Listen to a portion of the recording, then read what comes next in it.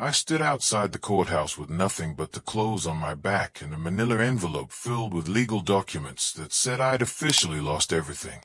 My wife had just walked away with our $3.4 million mansion, half of everything I owned, and a smug little smile like she just won a game. As we stepped through the heavy glass doors, she leaned in close. I thought maybe she was going to say something soft. Maybe something about the years we spent together. But she didn't. She looked me dead in the eyes and whispered, "You're worthless." That word hit harder than anything her lawyer said in court. She walked off with Carl, my best friend since I was 20. He didn't even look back.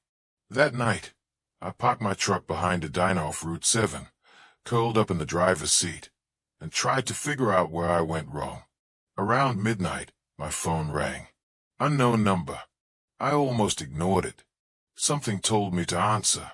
A calm voice on the other end said, "Mr. Harmon, we've been trying to reach you for 15 years. This is the Gallant Private Banking Group in Zurich. We believe you are the rightful heir to an account belonging to Ray Harmon." I froze. My Uncle Ray had disappeared nearly 2 decades ago. Then the voice read an account number and paused. "Mr. Harmon, the balance in this account is $47 million. My heart was still pounding when the man added, "There's something you need to know about how it got there. My name is James Harmon. I'm 51 years old, and until last year, I thought I had a solid life. I wasn't rich by most people's standards, but I'd worked hard to build something real. I spent 30 years in construction, swinging a hammer, laying down foundation with my own hands, earning every dollar with sweat and busted knuckles. I believed in loyalty, in family, in waking up early, and in going to bed tired. I thought that was enough to keep a life together. Laura and I met when we were teenagers. I was 21 when we got married. She had this fire in her eyes and a way of lighting up a room without saying much. I fell for her fast and hard. We didn't have much back then, just a 1-bedroom apartment near Albany, some second-hand furniture, and big dreams. I'd take any job I could find, roofing, framing, remodeling. Laura worked at a diner during the day and studied nacing at night. We were a team those early years.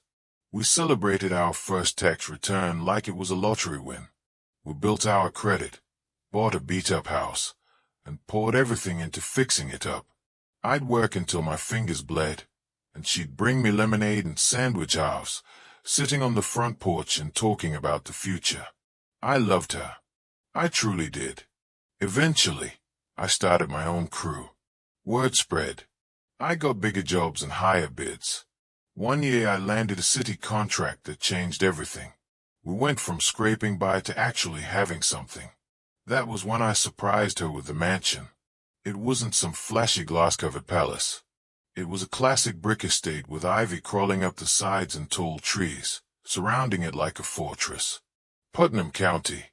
Quiet, peaceful. 5 bedrooms. A wine cellar we never used, and a garden Laura said she'd fill with roses but never did. It cost $3.4 million. I paid most of it in cash and financed the rest. I thought I was giving her a dream. She called it a real home, but something shifted after that. Laura started to change. She joined some country club group, then some charity board. Her hair was always done. She started talking more about wine tastings and less about dinner at home. I chalked it up to growth. People change. I figured maybe I just needed to catch up. Still, I tried to keep our life simple. I spent weekends with my daughter, Sarah. She's 23 now, a brilliant girl with my stubborn streak and her mother's wit.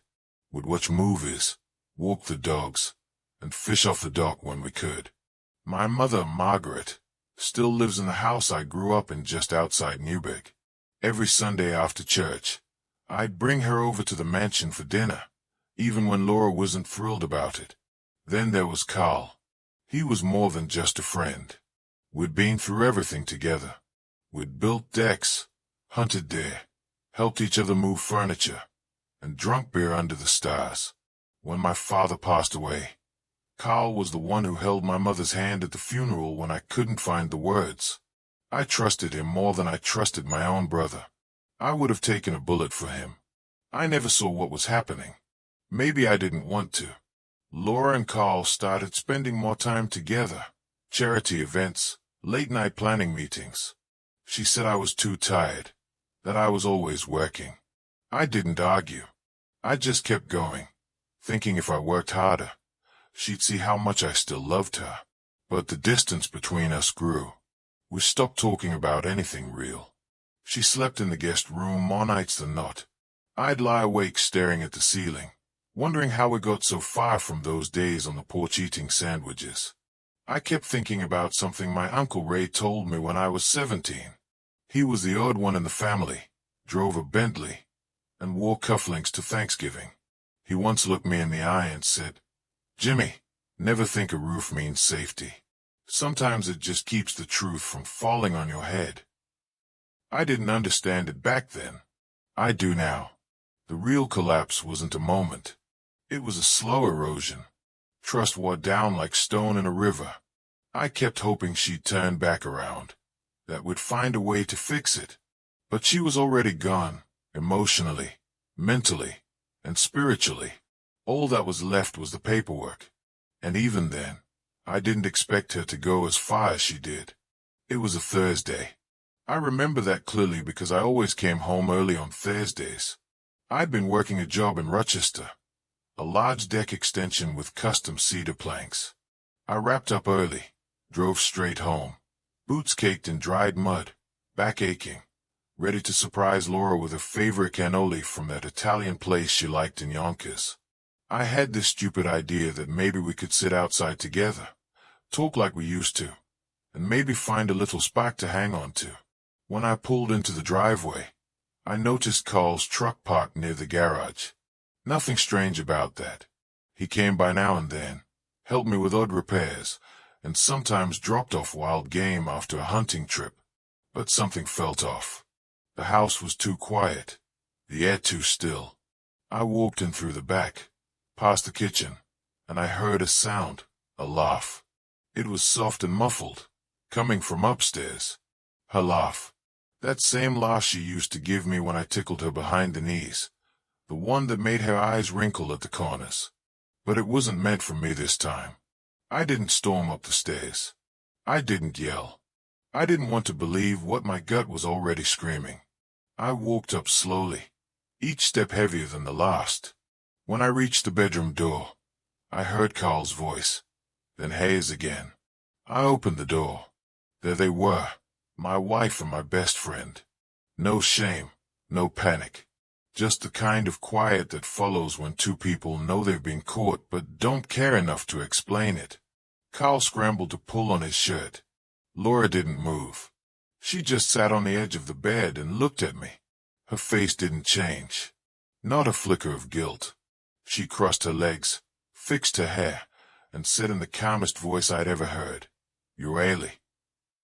Carl tried to say something. I don't remember the words. Something hollow, something weak. I wasn't listening. I turned and walked out. I didn't scream. I didn't punch the wall. I went down to the garage, sat on a stack of plywood, and stared at the floor for what felt like an hour. Everything that had been brewing over the last few years suddenly made sense. The late nights, the fake smiles, the way she started pulling away from my daughter, from my mother, from me. That night, I slept in the guest room. The cannoli stayed in its box on the counter. The next morning, it was in the trash, and Laura had filed for divorce. There was no argument, no begging, no pretending. She was done, and she wanted what she thought was hers. Half, more than half, if she could get it. I tried to be civil. I told her we could settle quietly. She laughed and said, "You're the builder, not the brain. Let the court decide." She hired one of the most expensive divorce attorneys in the state, a sharp, cold man named Vincent. Clean suit, white teeth, eyes like a shark. He shredded my reputation in court. Claimed I was emotionally unstable. Said I had a temper. Twisted the truth until it barely resembled our life. They painted me as a controlling workaholic who neglected his wife. They pulled text messages out of context and called on two former subcontractors who had sued me over a payment dispute years ago. They even subpoenaed my financial records from a tough year in the recession to suggest I'd been hiding assets. I sat there, suited too tight around my neck, watching my life get torn apart in front of strangers. Laura didn't cry, not once. She wore a black dress, her hair pinned up, and her legs crossed like she was attending a fashion show instead of a courtroom. When Sarah testified, trying to speak for me, trying to say her mother had changed, Laura wouldn't even look at her. After 9 long months of hearings and legal battles, the judge issued his ruling. The mansion was hers. Most of our savings are hers. Retirement account, split. My tools, my truck, and the small, sparse apartment I'd rented just to have a roof over my head. That was what I got. I wasn't surprised by the decision. I was surprised by how empty I felt when it came down. Not angry, not sad, just numb, like I'd been watching someone else's story play out and I was just a guy in the background. Outside the courthouse, I stood alone. Carl was nowhere in sight. I imagined he was already inside the mansion helping her celebrate, maybe pouring champagne into the crystal glasses I had unpacked the day we moved in. Laura walked past me with her lawyer beside her. She looked over at me just once. No emotion, no hesitation. She leaned in and whispered it. "You're worthless." Then she turned and walked away. I didn't chase her. I didn't say a word. I walked to the parking garage, climbed into my truck, and sat behind the wheel with my hands still shaking. I had lost my wife, my best friend, my home, and the future I spent 30 years building. But that night, everything was about to change. I couldn't face the white walls and stale air of that rented apartment. Instead, I drove north. I didn't have a plan, just a need to get away from the city, from everything that reminded me of what I had lost. Around 10 p.m., I pulled into a diner parking lot off Route 7, killed the engine, and leaned my head back. The phone rang, unknown number. I let it ring twice before answering. My first thought was that it might be the court, or maybe Laura calling to rub in what she had taken. I almost hung up. A man with a calm European accent asked, "Is this James Harmon?" I hesitated. "Who's asking?" "This is Simon Keller with Gallant Private Banking Group, Zurich. We've been trying to reach you for several years. Are you the nephew of Ray Harmon?" My Uncle Ray hadn't crossed my mind in a long time. He had been my father's older brother, the oddball in a family of carpenters and farmers. He wore expensive suits, smoked Cuban cigars, and had this air about him like he knew something the rest of us didn't. He came around once every few years, handed me crisp $100 bills on my birthday, and then disappeared again. He hadn't been seen since I was in my 20s. Rumor was he moved to Europe, made a fortune, then vanished. I cleared my throat. "Yeah, Ray was my uncle." "Why?" The man continued. "Mr. Harmon, you are the sole listed beneficiary to a dormant account.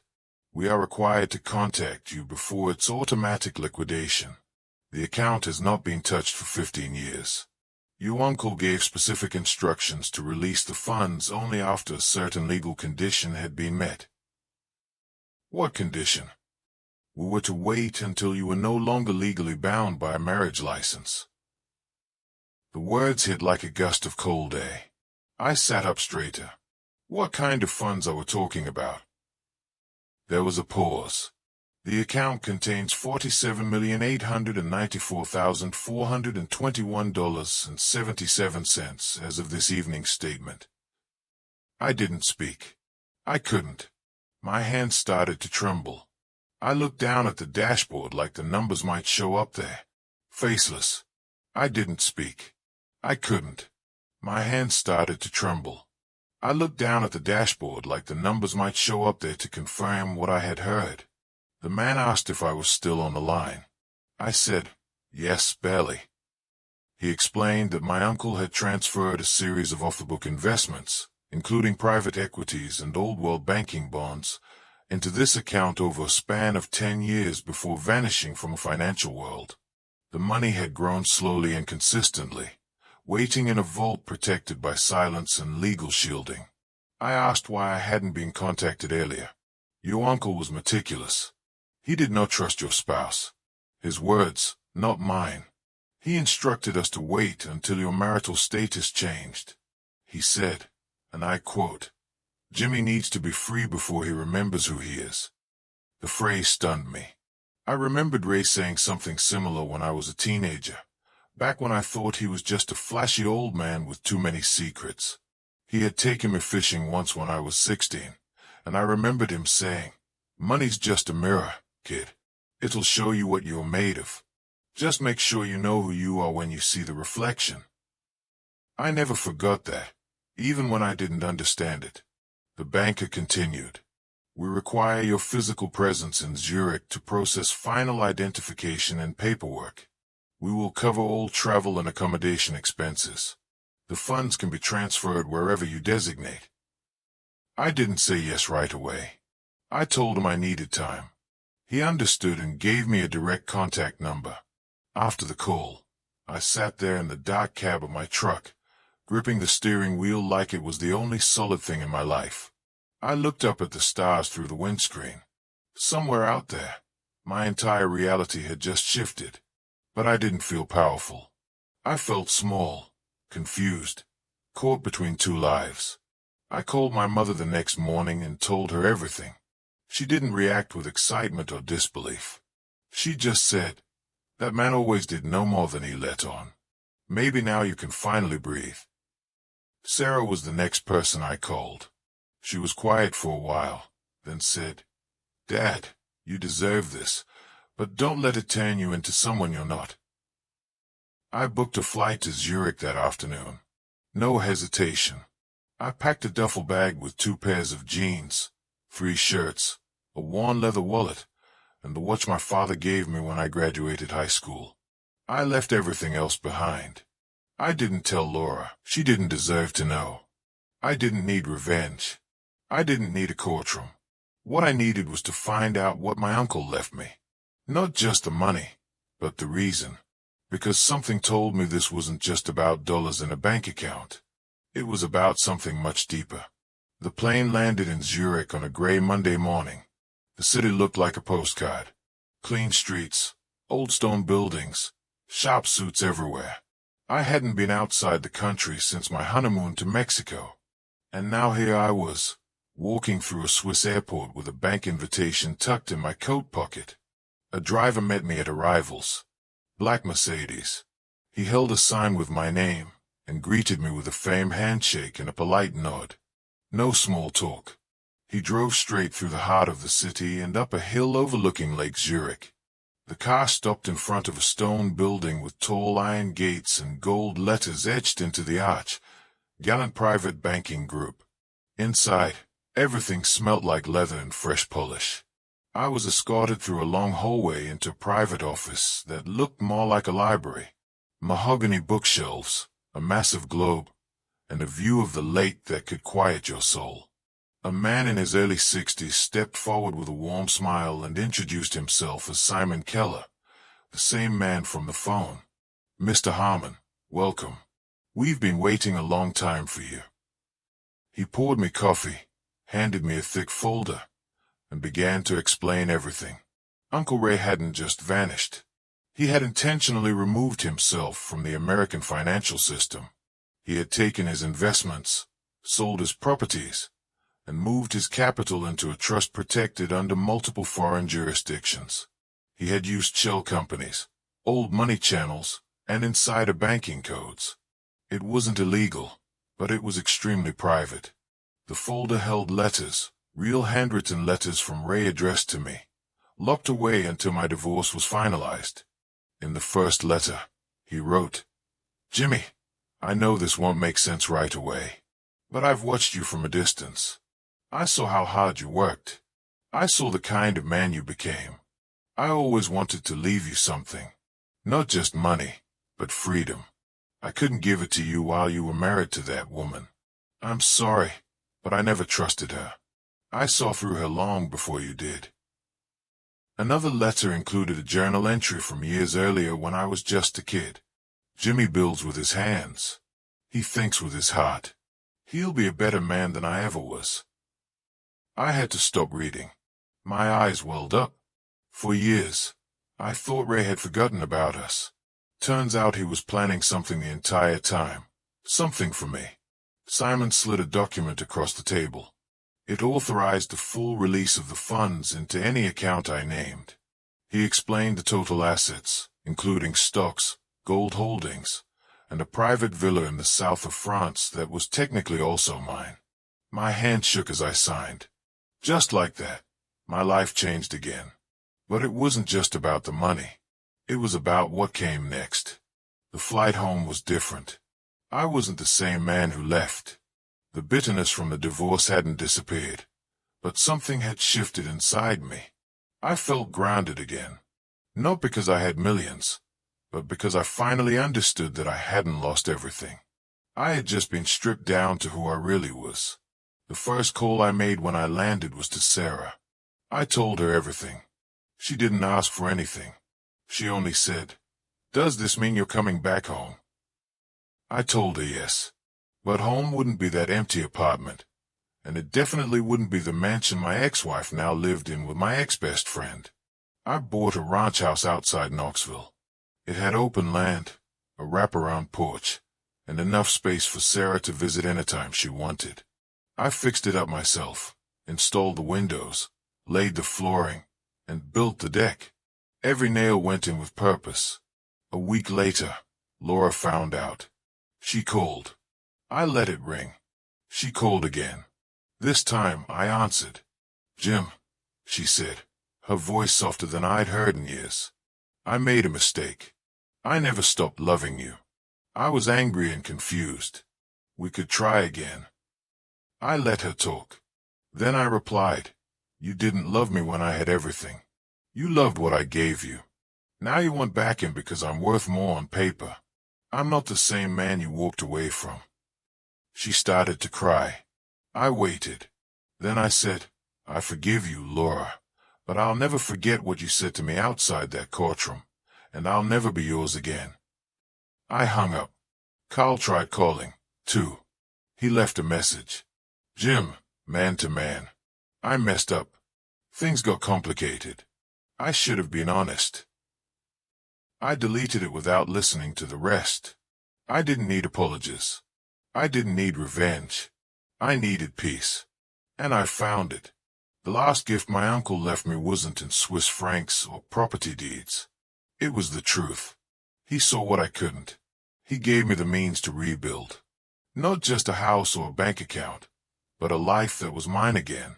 And this time, I wouldn't waste a single moment of it. I wake up most mornings before the sun, just like I always have. Old habits stick.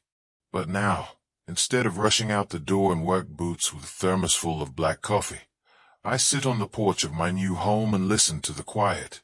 The house is nothing flashy.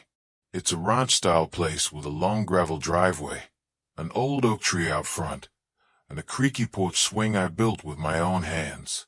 I don't need marble floors or million-dollar chandeliers. I just need honesty, peace, and the kind of silence that comes without guilt or shame. Sarah visits often. She brings her guitar, sits on the edge of the porch, and strums while I grill steaks or just sip coffee. She tells me about her life, her goals, and her ideas for opening a small cafe. I offered her the money to start it, but she asked to earn it herself. That's how I know she'll make it. She's got fire, but it's steady. I see the best of both her parents in her. My grit and her mother's focus. I just hope she learns to love better than we did. My mother, Margaret, still lives in the house I grew up in. She refuses to move, even though I offered to buy her a new place.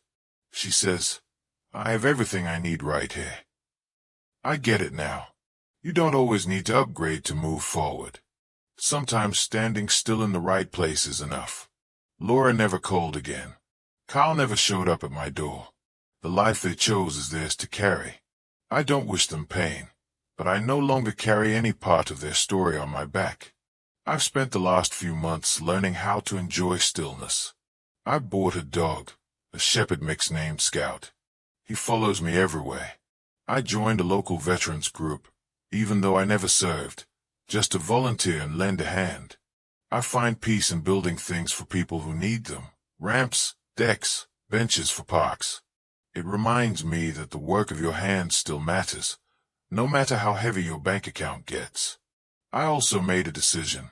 I took a portion of the money and started a foundation, the Harmon Grant, to help single fathers who are rebuilding after divorce. I remember those nights sleeping in my truck, not knowing where to go, feeling like the world had shut me out. No man should ever feel like that alone.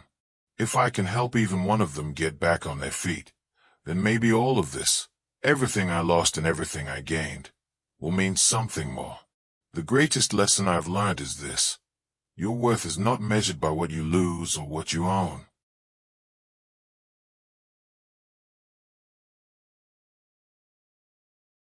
It's measured by what you can rebuild when everything is stripped away. Money didn't fix me. It didn't heal the betrayal or erase the pain. But it gave me a second chance. And I used it to become the man I used to be before life wore me down. So if you're reading this and you've been broken, if someone walked out on you or took everything you thought made you who you are, I want you to know this. There's something inside you that can't be taken. That part of you is still there. You just have to dig deep enough to find it. And when you do, protect it. Build around it. Let it lead you home.